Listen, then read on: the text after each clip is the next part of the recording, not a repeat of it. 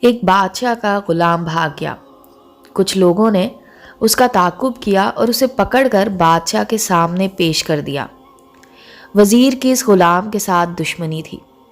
اس نے بادشاہ کو مشورہ دیا کہ اسے قتل کر دیا جائے۔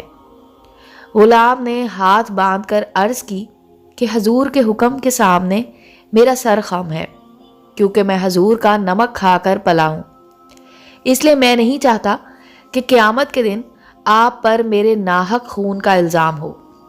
اگر آپ اجازت دیں تو میں اس وزیر کو مار دوں، پھر اس کے قصاص میں آپ مجھے پھانسی پر لٹکا دینا۔ اس صورت میں میرا قتل جائز ہوگا۔ بادشاہ ہنس پڑا اور وزیر سے بولا، اب تیری کیا رائے ہے؟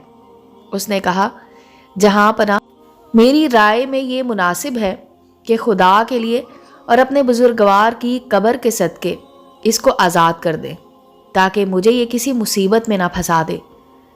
جب تو کسی دشمن پر تیر چلائے تو یہ جان لے کہ تو بھی اس کے نشانے پر ہے۔ امید ہے دوستو سٹوری اچھی لگی ہوگی۔ چینل کو لائک اور سبسکرائب کریں اور بیل آئیکن کا بٹن دبانا مت بھولیں تاکہ ہر نئے آنے والی سٹوری کا نوٹیفیکیشن آپ کو مل سکے۔ ملتے ہیں اگلی سٹوری کے ساتھ۔